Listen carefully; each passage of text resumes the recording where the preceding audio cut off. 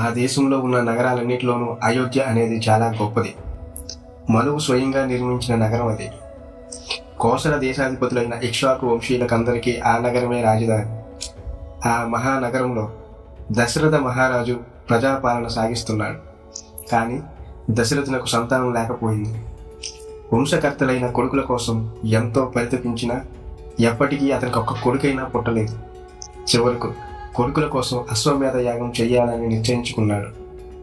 ఈ అశ్వమేధ యాగం తప్పులు సంభవించకుండా నెరవేర్చడం కష్టం. ఎవరో నూటికో కోటికో ఒక్కరే ఈ యాగాన్ని జరుపుతారు. యజ్ఞం చేయడంలో మంత్రాల లోపాలు, క్రియలలో లోపాలు తటస్థిస్తే ఆ బ్రాహ్మణులు బ్రహ్మ రాక్షసులు అవుతారు. యజ్ఞం చెడిపోతే కర్త నశించిపోతాడు. యజ్ఞంలో భాగంగా యజ్ఞాశ్వం విడిచిపెట్టారు. సరయూ నది ఉత్తరపు గట్టున యజ్ఞశాలను నిర్మించారు. కాలం గడుస్తూ ఉండగా వసంతకాలం వచ్చింది. చైత్ర పౌర్ణమి నాడు దశరథుడు ఋష్యశృంగుని పూజించి కులాభివృద్ధి నిమిత్తం సంతానం కోసం అశ్వమేధ యాగం చేయనారంభించాడు. చక్కని రాజభవనాలు, బ్రాహ్మణ గృహాలు నిర్మించాడు. పౌరుల కోసం భవనాలు, పల్లెటూరు జనానికి మందిరాలు, అన్ని వర్ణాల వారికి భోజన సౌకర్యాలు కల్పించారు. సంవత్సరం గడిచింది. దేశాలన్నీ తిరిగి తిరిగి గుర్రమును వచ్చింది. సరయూ నది ఉత్తరపు గట్టున యాగం ప్రారంభమైంది. అశ్వమేధ యాగం 3 రోజులు జరుగుతుంది. బ్రహ్మ స్వయంగా ఏర్పరిచిన అశ్వమేధ యాగానికి అది తలపెట్టిన మహారాజు తన రాజ్యం అంతా ఋత్వికులకు యాగదక్షిణగా ఇవ్వాలి.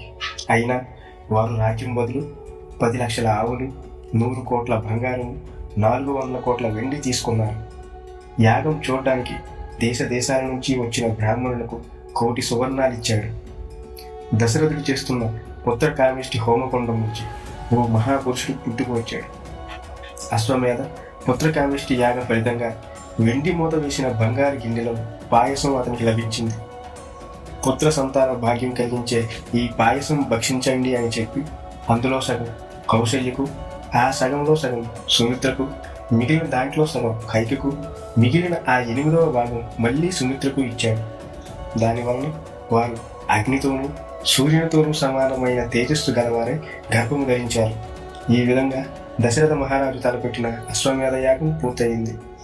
దశరథుడు బ్రాహ్మణులను ముందుగా ఉంచి అయోధ్యకు ప్రవేశించాడు.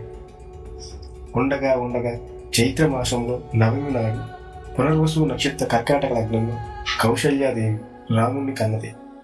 కైకకు భరతుడు పుట్టాడు. సౌమిత్రికి లక్ష్మణుడు, శత్రుఘ్నుడు పుట్టారు. అయోధ్య నగరంలో గొప్ప ఉత్సవం విరాజిల్లింది. 12వ దినాన దశరథుడు కొడుకులకు నామకరణ మహోత్సవం చేశాడు. వశిష్ఠుడు కౌశల్య కొడుక్కి రాముడని, కైక కొడుక్కి భరతుడని, సుమిత్ర కొడుక్కి లక్ష్మణుడని, చిన్న కొడుక్కి శత్రుఘ్నుడని పేర్లు పెట్టారు. దశరథుడు కొడుకులకు జాతక కర్మ మొదలైనవన్నీ జరిగాయి. కొంతకాలానికి అన్నదమ్ములు 4 వేదవేత్తలైనారు. వారందరిలోకి రాముడు గజారోహణంలోను, అశ్వారోహంలోను, యుద్ధాలలో రథాలు నడిపే పద్ధతులలోనూ ఇంతటి వాడు పుట్టబోడని పేరుతో సంపాదించుకున్నాడు. అన్ని విద్యల్లోనూ ధనుర్విద్య అంటే అతనికి చాలా ఇష్టం. చిన్నప్పటి నుంచి లక్ష్మణులకు రాముని ఎడల చాలా స్నేహం కలిగి ఉండేది. అన్నదమ్ములు 4 ఇలా దినదినము వృద్ధి పొందుతూ ఉండడం చూసి దశరథుడు వారికి వివాహాలు చేయదలిచి తగిన కన్యలను వెతకసాగాడు.